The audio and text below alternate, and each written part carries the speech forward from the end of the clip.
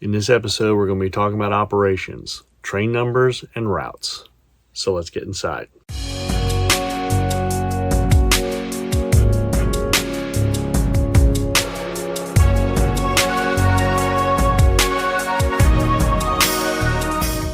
Howdy train fans, welcome back to the Chattanooga Southern Railroad. So I've been busy, went down a rabbit hole with this whole operations thing and started looking at, trains, train numbers. If you've watched any of my previous operations videos, I've kind of made up train numbers on the fly. I think 32E was one, and this, that, and the other thing, and decided to get serious about this. And part of the catalyst for this is watching Tim Garlands episodes on operations on his Seaboard Central. So Tim, thanks for sending me down this rabbit hole, but in all reality, thank you, because it's your videos have been really helpful to make me think about how I'm going to operate mine. So the first thing I did was I've got a couple pieces of paper here.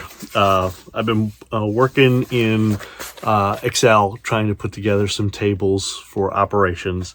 And one of the ones that I've been doing is, obviously you saw in my update video, I have picked out the industries. I showed you all those, where they are, what kind of industry they are. I actually went through, and I'll throw it up here on the screen, of the industry names that I have now selected and what they do and all that fun stuff. And so that got me thinking about, okay, trains, where are they going to run? How are they going to run? What their route is going to be? I don't have the biggest layout on the planet. This isn't a basement empire. So I am limited to trains that are probably 8 cars max on my layout. But I do have a lot of operations capability here. So the other thing that I did next was I said, okay, I need to figure out what my trains are and where they're going to run, their starting point, stopping point, and what they're going to do, and also train numbers. So I'm going to put up here on the screen the list that I came up with, and you'll see that I have everything from the Heads Yard sort, the Sugar Alley sort, to the an express train. So, and my plan here is to walk through this list in detail and actually show you on the layout how these trains would operate. So I'm not going to read through all of these, but we'll take them one at a time from the list that you see on your screen. So let's get going. So here we are in the Heads Yard on my layout, and the Heads Yard sort is going to take place right here in the Heads Yard. The operator, it's almost like the yard master type of role. They will be at this control station pretty much the entire time. This train number is actually referred to as number 151, as you saw on the previous chart. That locomotive right there, which is an SW 1500, I believe. an NW2, excuse me, will be the major workhorse for sorting cars here. Only in the instance where we're bringing in really heavy, like 86 footers, like that one sitting back there, or multiples of that, where we got really heavy loads, we might bring in and utilize these dual MP15s for that kind of sorting. Again, it depends on what we've got coming in and out of the yard. The yard itself includes, coming from basically this point is where the yard lead starts, and runs all the way around to there. If you haven't watched some of my previous videos, the Heads Yard is an 7-track yard across here. The outside one here is mainly a caboose storage track, and in addition to that, I have the engine servicing facility here, and then the fueling track here. The switching will include the use of this passing siding through North Junction, right? I use that as a yard lead, or if that's tied up for another train of some kind, then it can use this main line as a secondary switching lead and go back and forth into the head yard.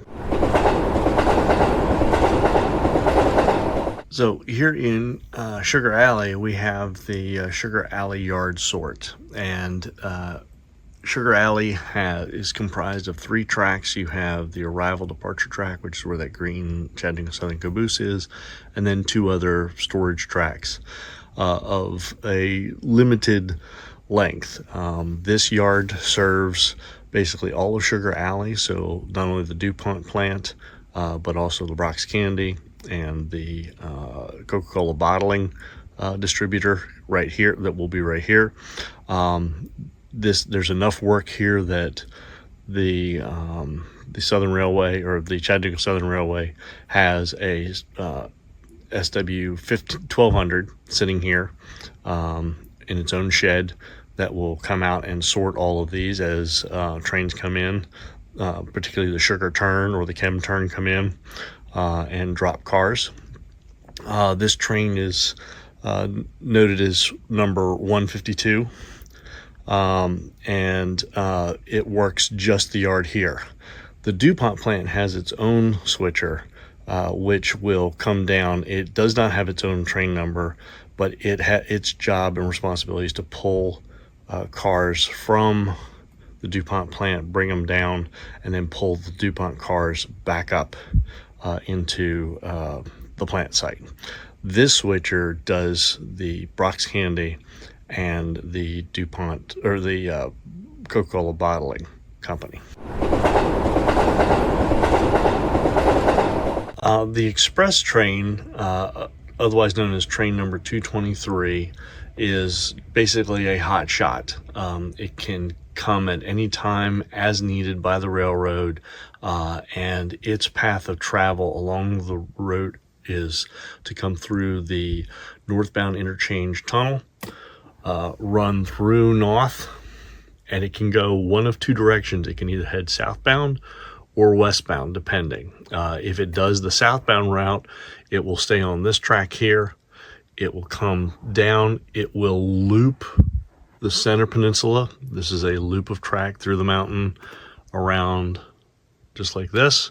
It will loop this track 5 times based off of the count of this point, of this switch right here, which is South Chattanooga Junction, and then continue on down through and out the end down there on the other side of Sugar Alley.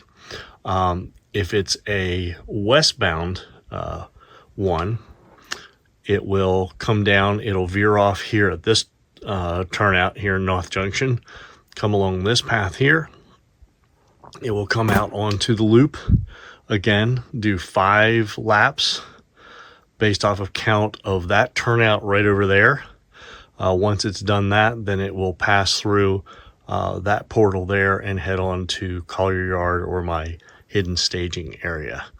Though, like I said before, those trains are kind of rare, but they do happen, and they're typically only a few cars in length. It's high priority customers that have to get something, or it could be a priority commodity.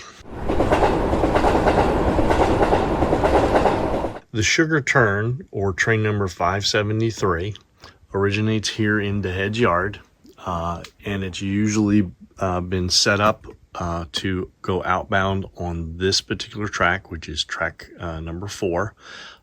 It will, when it's ready, will get its it's not usually done by a switcher. It's usually done by a road engine. So one of the road engines that are available here or on the fueling track will hook up to it and take it on its way. It'll head out of the head yard.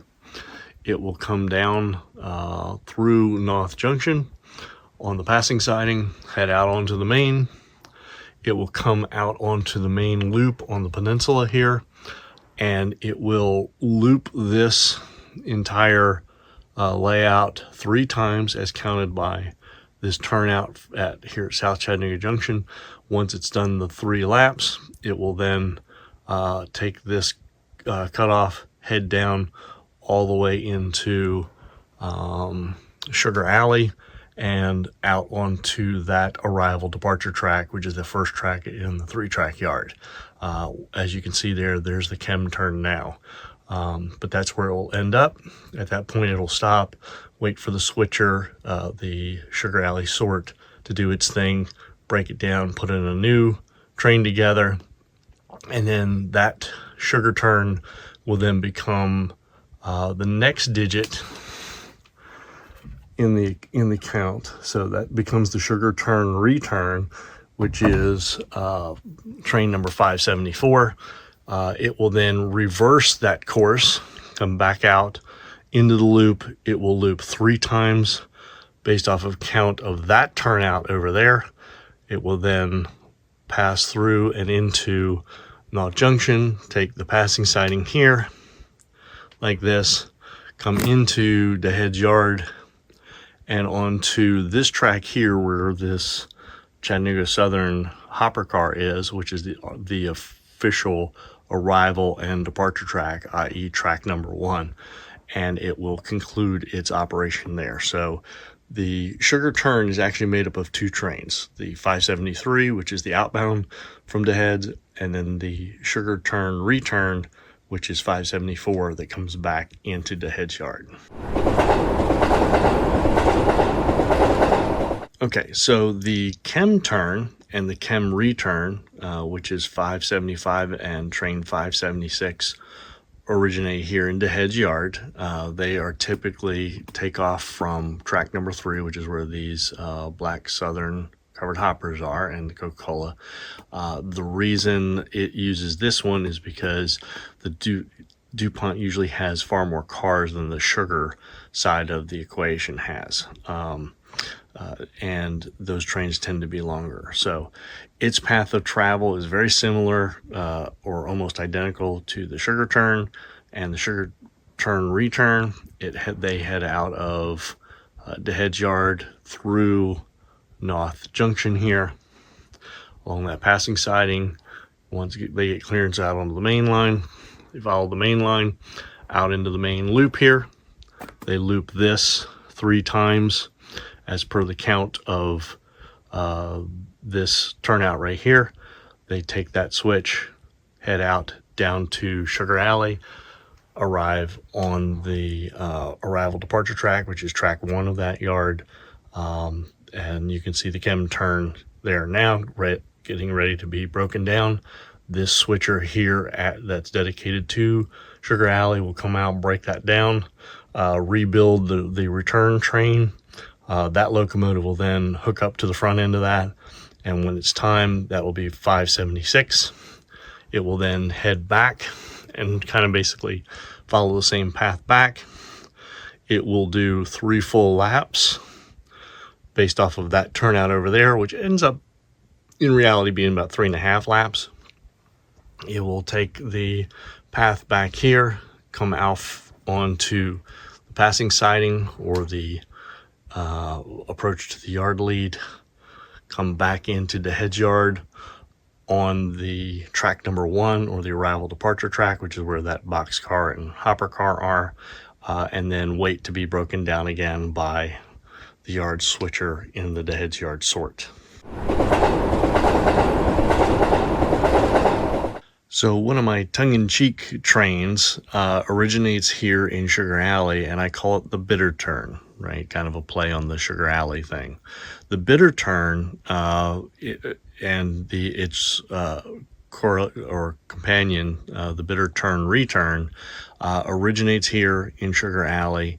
And the whole reason behind it is the crew in the head's yard, for whatever reason, didn't get out here to get their trains, their cars, or maybe they dropped cars and left a mess in here.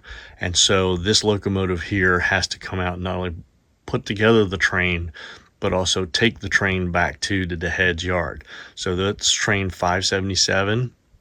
and the bitter turn return is train 578. So its path of travel would be just the exact opposite of the sugar turn or the chem turn.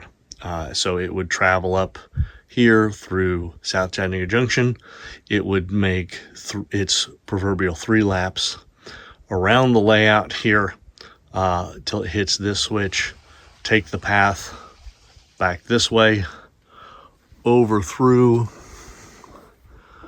North Junction, come up the siding here, and into the heads yard and into the arrival track, where it will wait for to be broken down. It becomes high priority once it comes into this yard, because those guys have got to get back to Sugar Alley.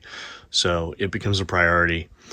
This switcher will break that train down very, very quickly and give it any cars that it needs to go back. Usually it's only 1 or 2 high priority cars, not a full train. And so that bitter turn return, train 578, will start here and basically follow the path backwards out through North Junction, out onto the main line, make 3.5 loops as counted by this turnout here, and then head back down and come back into the yard. Now, because that is a yard switcher that is making that move, it can come into any yard track that's available, so it can be broken down. Typically, it will usually come into the arrival departure track so that it can get out and back around through the cutover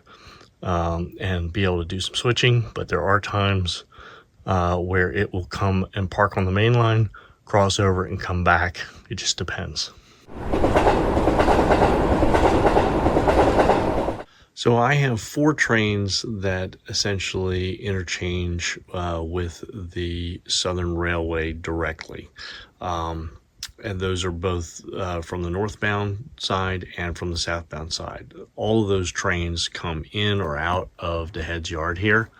And so let's start with the first one, which is the northbound interchange. This is train number 580. It will come in out of that tunnel portal. Sometimes, if the heads yard is really packed, it will drop its train here on the passenger siding and then head back light power, right? Sometimes, if there's room, it will come down and back into the heads yard arrival departure track, which is track 1 there, and drop its contents. And if there's anything for it to take back, which would be train 581, it will grab its train and head back out to here, and then head north again as 581.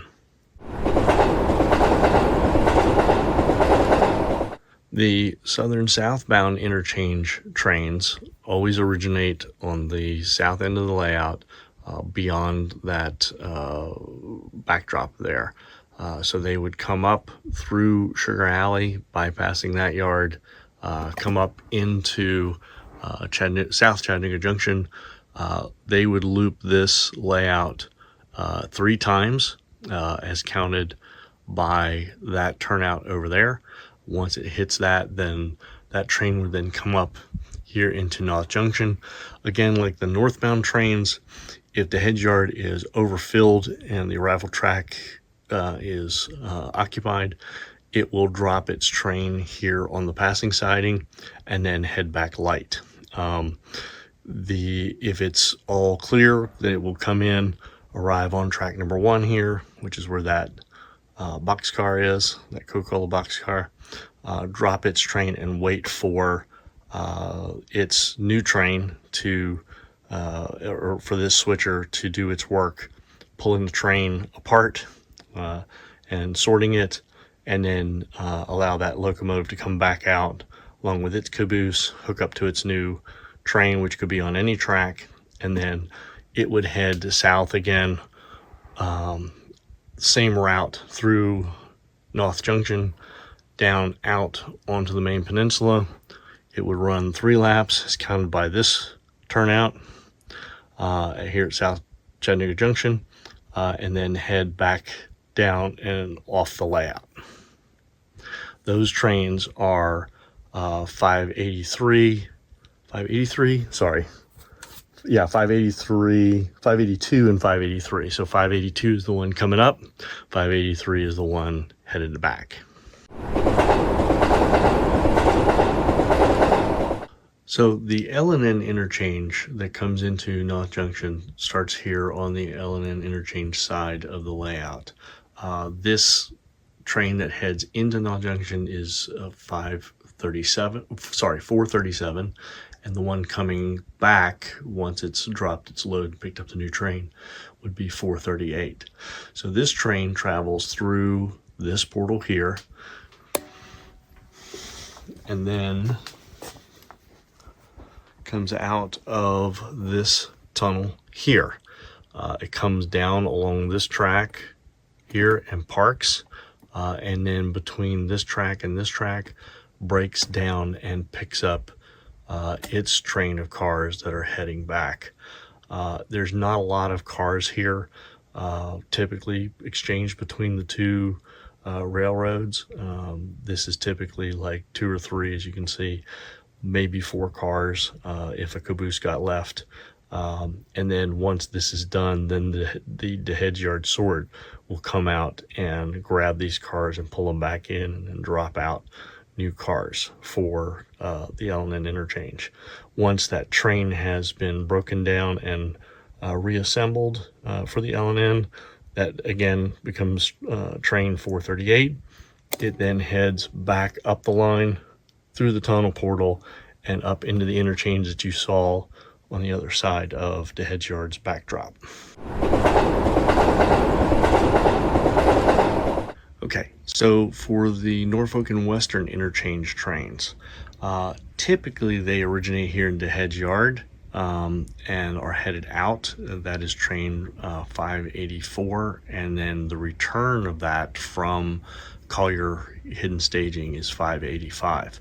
Sometimes that goes in reverse order and usually has Norfolk and Western power on it, so you might see a big road locomotive from the N&W coming in, but these trains would originate here. They would head out of the heads yard through North Junction. They would take this westbound cutover, come across here through South Chattanooga Junction. They would then loop this layout 7 times. That's the longest loopage on my layout, as counted by that turnout right over there. Once it does its 7 loops, it will then pass through that portal there in the backdrop over into the heads yard, and you can kind of see the arrival track right there with an N&W car on it. The 585 would then pick up cars from out there and reverse that course. It would come out of Collier Yard through the portal, come out onto the loop here, do its 7 laps all the way around here, counted by this turnout right here at South Chattanooga Junction. It would then take the cutover here along the main line into North Junction ever so briefly, and then return here, hopefully to a clear track 1, which is the arrival departure here in the heads yard.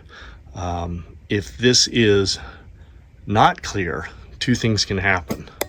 That train could then park its train here on the passing siding for it to be grabbed later by the heads yard sorting operations, or it may travel up the outside and park along this industry runaround track temporarily until it can be broken down and resorted and rebuilt. Its return train could be on any one of the tracks here, depending on how many cars it is. Track number 1 here will handle the most cars and progressively drop as you come down the ladder here. The tracks on the back side, if you remember from previous videos, this is track 6 and then track 7 there. So just FYI, this is an overloaded yard right now. This yard would not have this many cars at any one time with trains coming in and out. Most of the time, the arrival and departure track of number 1 would be completely clear. So in addition to the other interchange trains, we also have a interchange with the Atlantic Coastline, or the ACL, or what will eventually become the Seaboard, and then also Chessie and all that fun stuff.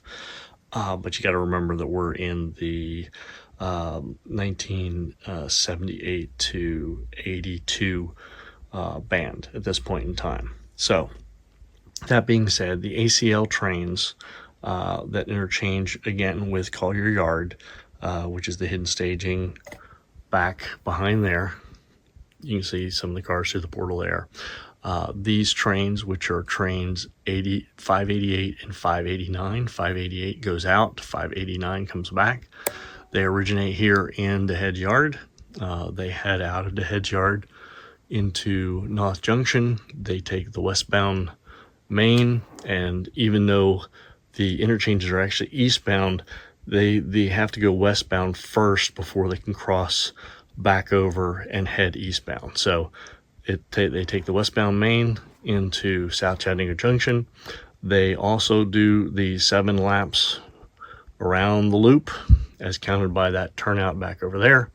Once they've reached that number, then they cut off, head through the portal and into Collier Yard, which is hidden back behind there. It's sorted, broken down. Typically, there's enough tracks back there that there is a train 589, which would be the return one, already made up. The train would hook up, come back and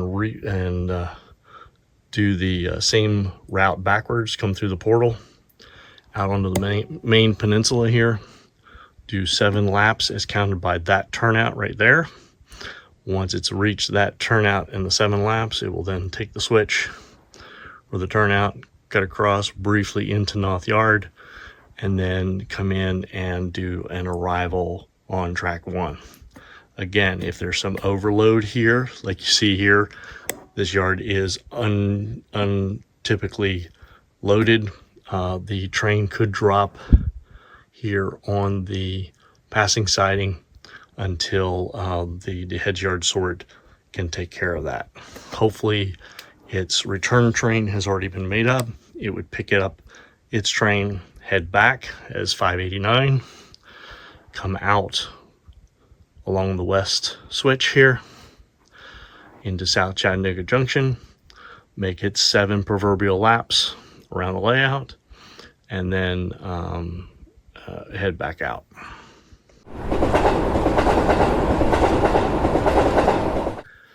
So over here in the Head Yard, this track right here, although the portal hasn't been cut yet, as is this one, hasn't been cut yet, this track here represents both the tag interchange, Tennessee, Alabama, Georgia, and the Central of Georgia interchange. These trains are very small, 1-2 cars max, depending on which road is bringing cars up, and it's the reason for this funky layout here. Both of those trains, or both of those roads, would bring their cars up. If it's a single car, it would drop here. If it's a double car, it would drop on this side, and then the Sugar Alley sort would come up and do its thing, pull those cars down into the yard for sorting and putting new cars out if there's an expected train. These trains don't come in and out very often. They are, because both of those trains are part of the quote-unquote Southern Railway. They do carry Southern Railway train numbers, and that would be trains coming in from Newman Yard to the interchange would be 590, going back out is 591. For the tag coming in from Gadsden Yard down in Alabama, that would be $592 coming in and $593 going back out.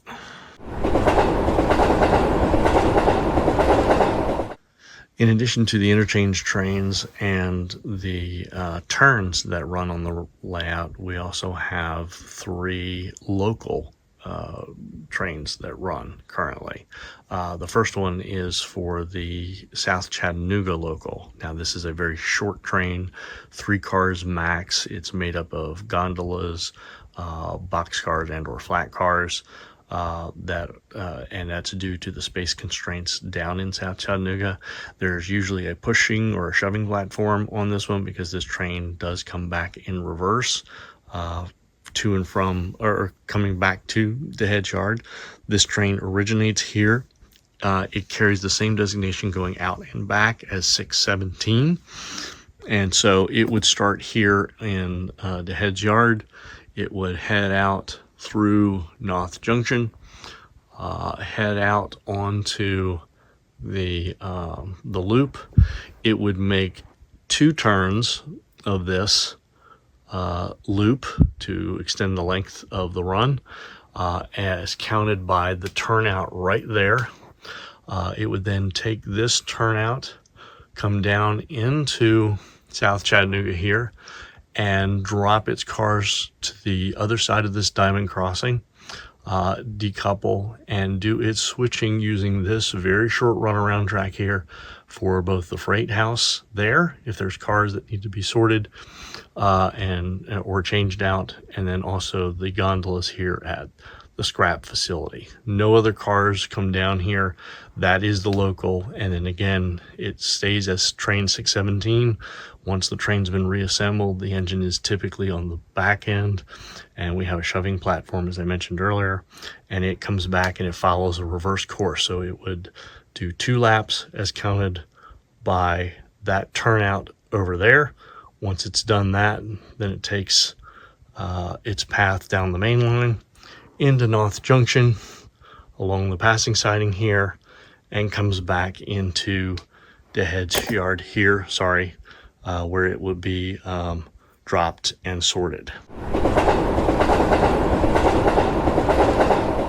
So the other 2 locals are run out of Sugar Alley here, or in Sugar Alley here.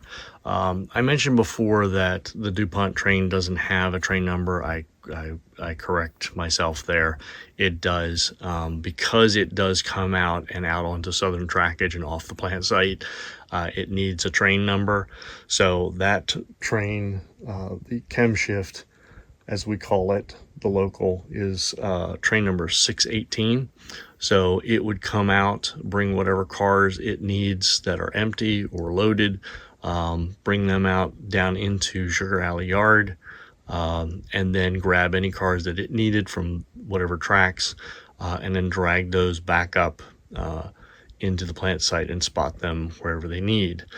You'll notice here that the DuPont plant is basically made up of this entire section here. There's positions here for tank cars, for a tank car here. There's 2 tracks here. I haven't figured out exactly what cars are going to go where for loading or unloading, but you can see it's got a lot of work to do to bring these cars out and new cars back in, because it's limited to its runaround capability here. So a lot of work for that little switcher to do. The last local that we have on the layout is the sugar shift, and it is run by this switcher here. It is train number 619. Once this switcher has its cars selected and ready to go, it will come up and switch out cars here for the Brock's Candy Company, which there's 4 spots available up there, and then there's 2 spots here for the Coca-Cola bottling. This is a little bit simpler exercise than the DuPont plant, but still can keep you busy depending on how many cars and where they have to go. So in addition to all the trains that I've talked about so far, we do have two or three seasonal trains that we run. One of them is the fall excursion. The other one is the holiday excursion. And these are typically numbered as X90 something, 6, 7, 8, depending on which one it is. So we might have a fall excursion train. They always run the same direction and keep the train number for the entire route out and back. They all originate here at North Junction Station. That's why that passenger station gets used from time to time. They originate here. Those trains would head out down the main line, out onto the main loop. They would then loop this track here 4 times to make the train long, and that's counted by that turnout there for South Chattanooga. Those trains would then pull down into, there's going to be a train station that sits right there, and so those trains would pull in to the other side of and not block the main line.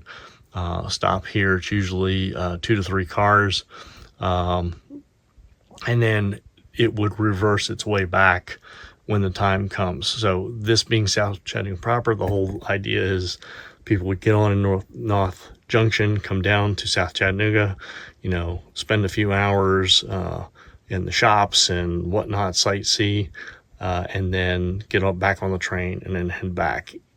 So in addition to like a fall train, we might have a Halloween train, we might have a Christmas train, those kind of things, or even New Year's Eve train, depending. So there you have it. That's the list of trains as I have put together for my layout. Yes, it's a lot of trains, but as you can see, it can keep several operators busy, or one operator busy, for quite some time. The quickest of all the trains, I think, would be the L&N interchange coming out and coming back.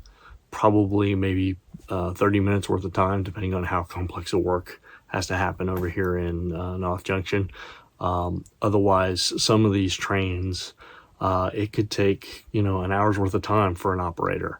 And if you've got multiple operators with having to stop and utilize passing sidings and whatnot and pass one another, especially once they get out on the main layout here where they're making multiple laps, it could get interesting. So, and that leads me to why I think I need a signal system. So we're going to talk about that in another video. In the meantime, thank you to all my new subscribers. I got a plethora of them in the last week, so thank you to you all. If you like this video, please hit the like button. Also, don't forget to hit the subscribe button and ring that little bell to make sure you get notified of any new content coming online. And with that, raising a coffee cup to you. We'll see you all on down the tracks. Bye.